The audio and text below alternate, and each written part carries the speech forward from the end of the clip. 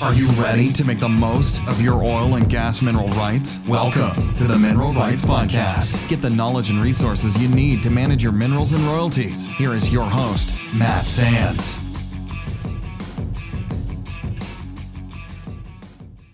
Hello and welcome to the Mineral Rights Podcast. I'm your host, Matt Sands, and I'm joined by my co-host, Justin Williams, and we're here to help you make the most of your minerals and royalties. And in this episode, we're going to talk about mineral rights news for March of 2025. And I think the theme for this year, Justin, is there is no shortage of news related to energy and tariffs and the economy and all of those things. It's definitely been an action-packed year so far. Yeah, so far you just can't even hardly keep up. But a lot of it is stripping away regulations, which will promote the free market. So I can't say it's all bad. Absolutely. Yeah. There's definitely some very strong, maybe polarizing viewpoints on either side. But at the end of the day, we'll just have to see what the end result will be from an economic standpoint, from a liberty standpoint. But then to your point, I think the biggest thing is the wailing and gnashing of teeth is a lot to do with unraveling a lot of the corruption and fraud and waste that's just present in the government. So, if that all comes to fruition like we hope that it will, I think that'll be a good thing.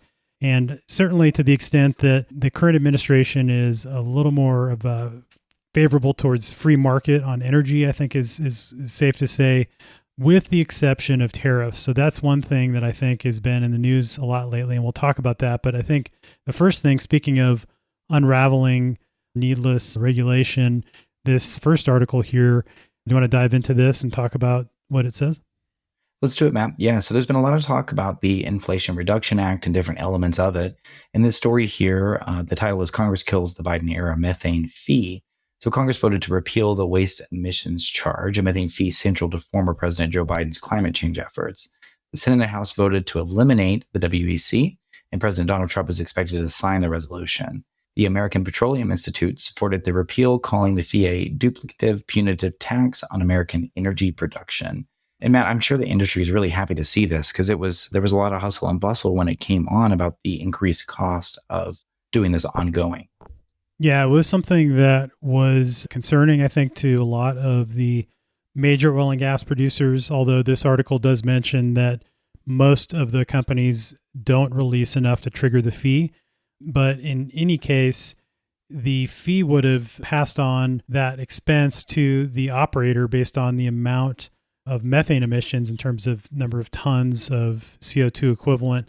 And it would have potentially cost millions of dollars in effectively an additional tax. And so that's something that we were concerned that it might get passed on to royalty owners in terms of additional post-production charges. So that would have been something to watch. And we'd broken this all down in episode 267, which was, will the new EPA methane tax get passed on to royalty owners? And so we had speculated that this would get overturned because at that time was right after President Trump got elected.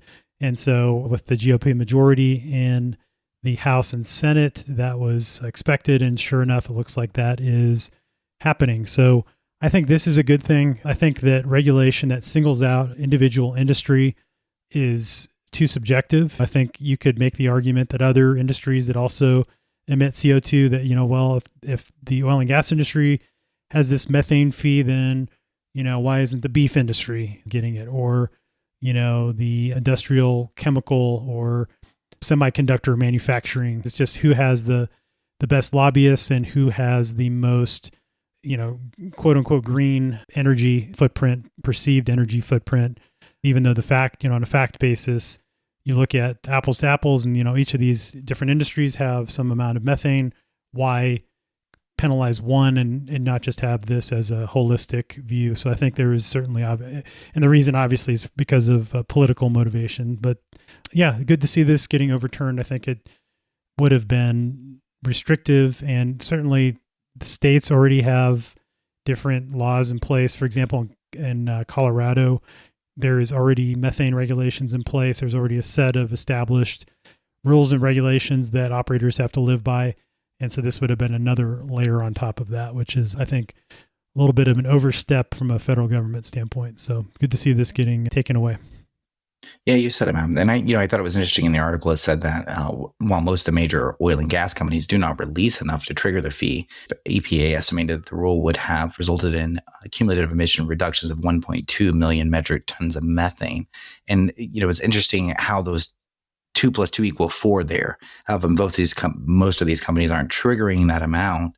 Was the plan to decrease this over the years or what it could have been there? But I thought that was interesting. So I'm sure it was alarming to the major oil and gas companies, but at the same time, didn't appear that they would have been triggering it, at least right now at current rates. Yeah, absolutely. So, alrighty. Well, speaking of energy markets have been in turmoil is a safe way to describe it at the beginning of March. And part of that turmoil, I think, is a lot to do with OPEC and their recent announcement. So, Justin, this next article here talks about OPEC plus blinks first output hike since 2022 shakes markets. It starts with OPEC plus has finally decided to go through with its long delayed oil production increase, adding about 138,000 barrels per day to its production plans beginning in April, according to Reuters calculations. It's the first output hike for OPEC since 2022, marking a cautious step towards unwinding the 2.2 million barrel per day in cuts the cartel has been clinging on to since then. So, Justin, this was interesting because the timing of this happened right alongside when President Trump announced additional tariffs on Mexico and Canada, which we'll talk about next. But the tariffs would have the impact of potentially increasing the cost on consumers from an energy perspective, because those additional tariffs from importing Mexico and Canadian crude would add on additional fees that would get passed on to the consumers.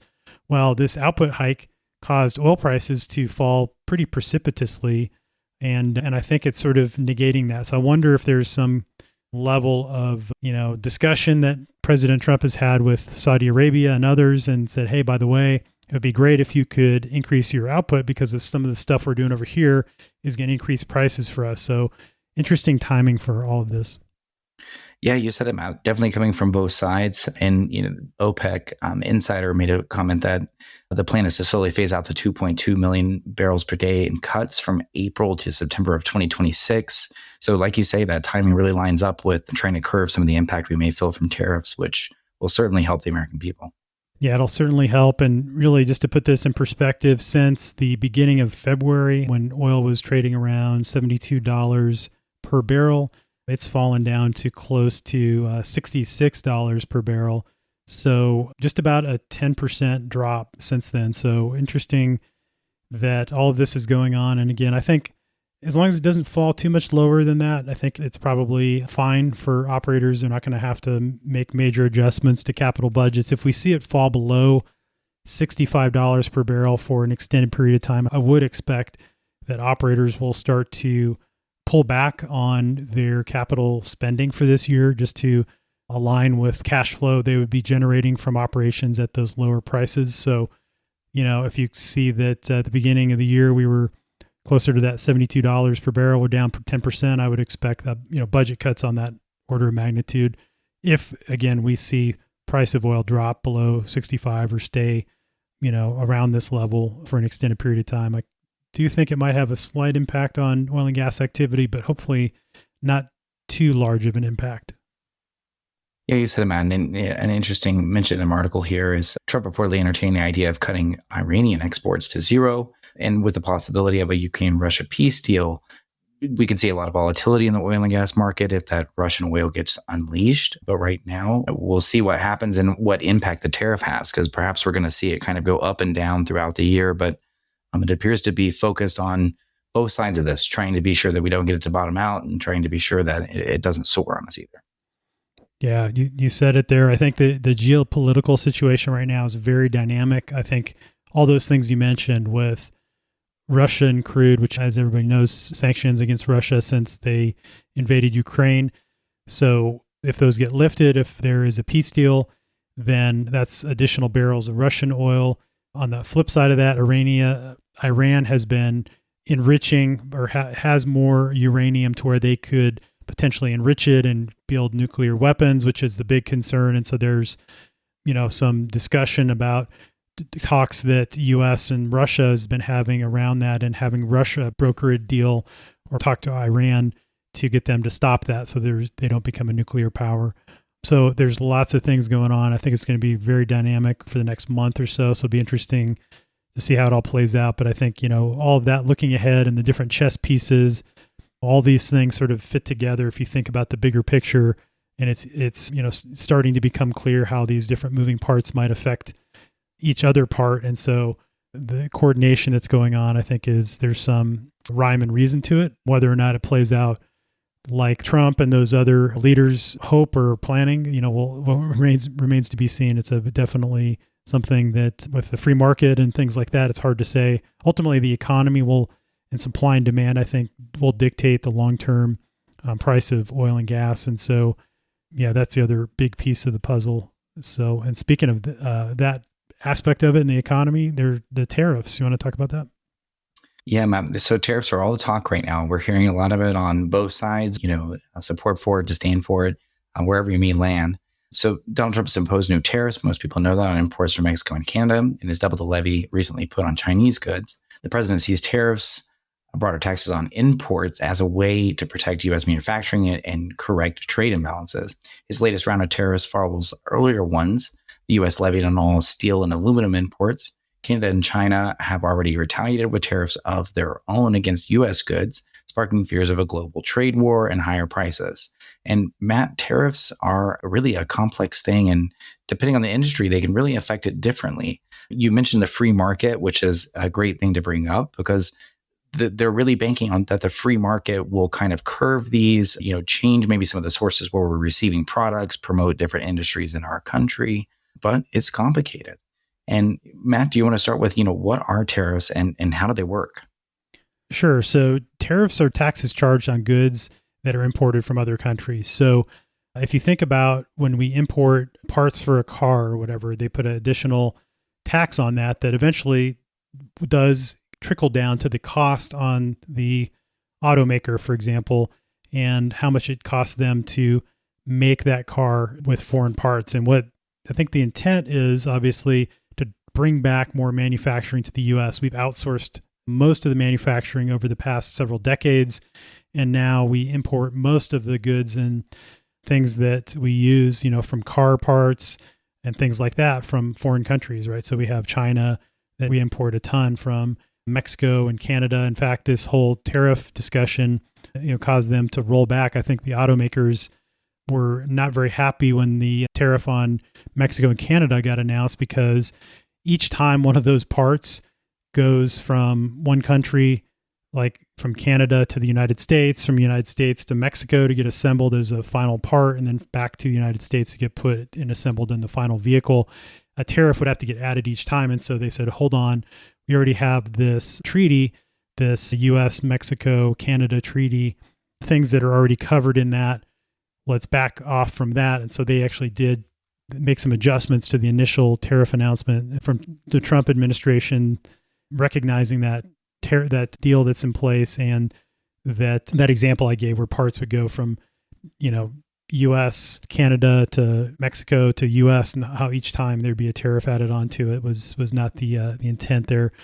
So ultimately, though, for energy, let's talk about that, because that's really what we're focusing on here, and what's that going to mean for mineral owners and then also for us as consumers. So for the energy that we import from Canada and from Mexico, there is going to be an additional tariff on that crude oil. Now, Canada is the U.S.'s largest supplier of crude oil from an import standpoint. We actually produce most of the oil that we use here in the United States, but there's certain types of oil, which is heavy crude, that we need because our refineries are actually designed to process a certain amount of heavy crude. And also, for each barrel of oil, we can only produce a certain amount of distillate, like diesel fuel, jet fuel, and then also gasoline. So there's this 3-2-1 crack spread that applies to refining. And what that means, for every 3 barrels of crude oil,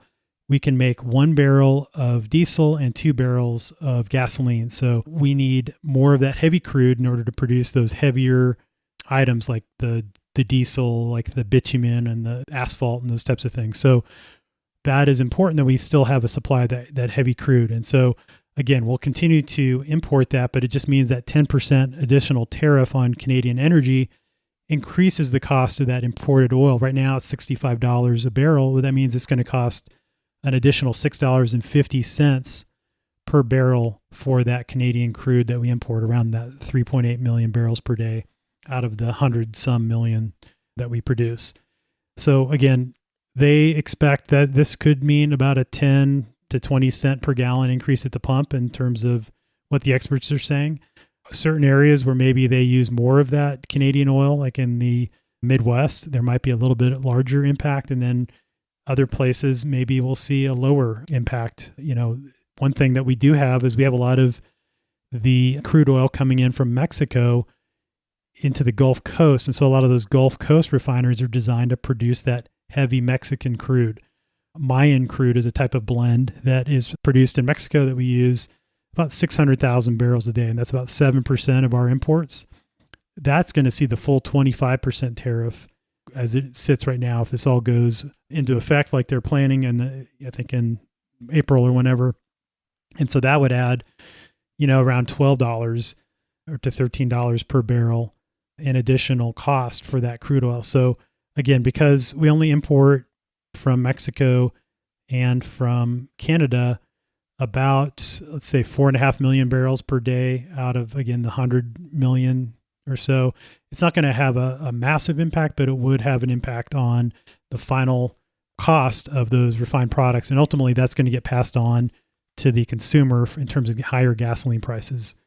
The intent, I think, again, have the political intent and what Trump is talking about in the news around reducing illegal immigration, reducing fentanyl coming from Canada and Mexico illegally across the borders, things like that, and using this as pressure to get help from Mexico and Canada to stop those things. So the other thing that I've heard as a possible thing that they're considering is actually reducing income tax. And so in order to make up that shortfall, so let's say they do these massive tax cuts from an income tax standpoint, they're going to have to make up that shortfall in some way in order to fund the government. And the thought process being that if we increase tariffs to be on par with what other countries are charging us, so when we export goods to Mexico, to Canada, they charge an import duty to China. There's a huge gap between what America charges other countries and what we pay them in terms of tariffs. And so what Trump has said, he's trying to normalize that to equal what these other countries have in place. And then I think also there could be a potential thing, and we'll see if this plays out, but I think one of the things that I've seen is they could be looking at reducing the income tax. And so this tariff might actually be a longer term situation in terms of trying to raise additional money that would have to replace that original tax income. So it'll be interesting to see how it all plays out, but ultimately that's how it's going to impact us from again, mineral owner perspective. Could potentially mean that companies are looking at other ways to produce more U.S. oil and gas. I don't know. We'll see. These are multinational companies that have assets all around the world, and ultimately they're going to try to move that crude and sell it in the most efficient way possible. And if that means importing it from Canada, then that's what they'll continue to do. But it'll be interesting to see if it affects the spending on drilling and if they focus more efforts on the U.S. Yeah, you said it, Matt, because long-term tariffs could certainly, make some of these refineries change about how they go about doing business and refining and bring in new technologies and changes. But we could see short-term pain. It'll be interesting to see how the long-term supply chains get disrupted. And, many of these trends have gone on for many, many, many years. So to your effect, it'll be interesting to see how this shifts and, how long will folks hold out before they start to shift and change and react to the tariffs. Yeah, exactly. And that kind of brings us to this last article here, which I think is sort of in line with that. Do you want to go ahead and talk about that? Yeah, absolutely. So there's an article here. So Trump pulled the plug on Chevron's Venezuela play. The U.S. Treasury just gave Chevron Corp a short 30-day eviction notice from Venezuela, cutting off its ability to pump and sell crude from the sanctioned country. The decision following Trump's vow to reverse Biden's oil concessions and the cancellation of the sanction waiver just days ago is a seismic shift that could slam both Venezuela's already fragile economy and U.S. refiners relying on its heavy crude. So, Matt, this really connects to the last story we were talking about. And the standard wind down period is 6 months, according to Bloomberg, which that's a really short time span. Yeah. So saying you have 30 days to stop activity there, that's definitely going to impact Chevron. I'm not sure. I don't think it's a massive part of their operations. They were shipping around 240,000 barrels per day of Venezuelan crude to U.S. refineries. So that would go away. So that is going to have some impact on Chevron this year, I think, from a revenue standpoint.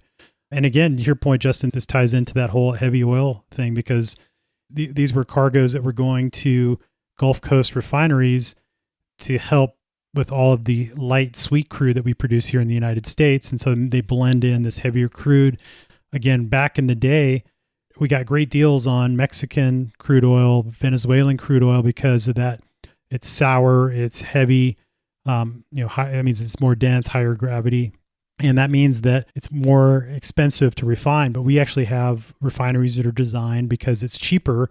That's the way they modified these refineries to process this heavy crude oil. They also blend it in with this light oil to get to the blend that they need to make the different products that the market demands. But certainly it's going to mean that those barrels are off the table April 3rd. And again, interesting whole dynamic, supply and demand. We have these barrels from Venezuela. They're going to have to go somewhere else, and so does that mean they're going to have a decrease in production probably in Venezuela? So that means supply is going down in Venezuela. Meanwhile, supply is going up. And then, meanwhile, we have tariffs on Canada and Mexico.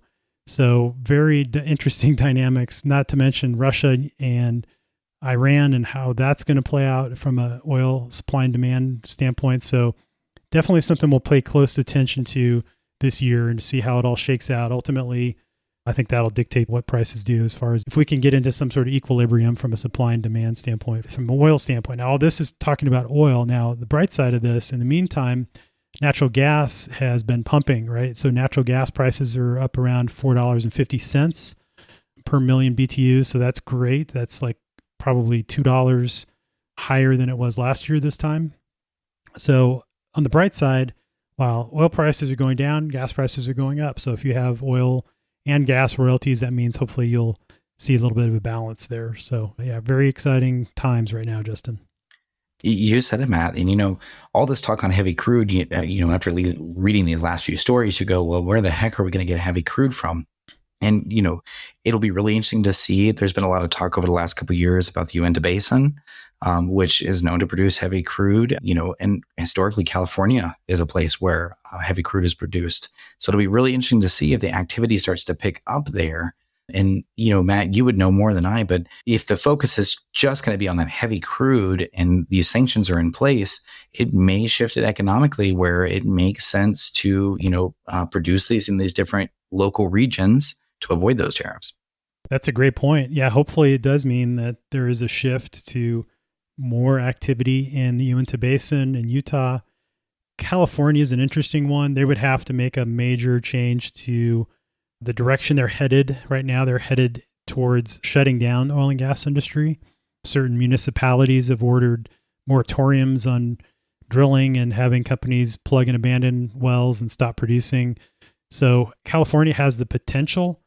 Certainly the resources are there, the reserves are there. If they had the political will to develop those resources, they could be an energy powerhouse like they were a few decades ago. So yeah, and that would, certainly solve a lot of the issues that these geopolitical dynamics are causing. So yeah, it would be great if they could just refocus on California and Utah. I think Utah probably has a higher chance of something happening there. Again, it depends on the price of oil. If price of oil stays where it's at, then you'd see continued drilling, which takes us to the rig count. Justin, let's talk about what kind of activity is going on in California, in Utah, and in these other states. So, Matt, we're up 2 units for the previous week and then down 30 from previous year. And 2 of the units were in Texas. So kind of as expected, looks like 1 in the Permian, 1 in the Haynesville, but not a drastic movements either way. But it'll be really interesting to see as we go through this heavy crude issue, if we start to see these pop up in different places. Look like they laid down a rig in Louisiana.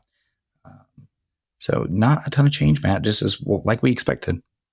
Yeah, pretty flat. It's creeping up slowly, but I think the price drop may have a little bit of a dampening effect on future increases in the rig count beyond what we're already seeing. But then, really be interesting to see. We have 12 rigs running in Utah right now. There's actually 8 rigs running in California, which I was kind of surprised to see that they have that many with the regulatory environment there.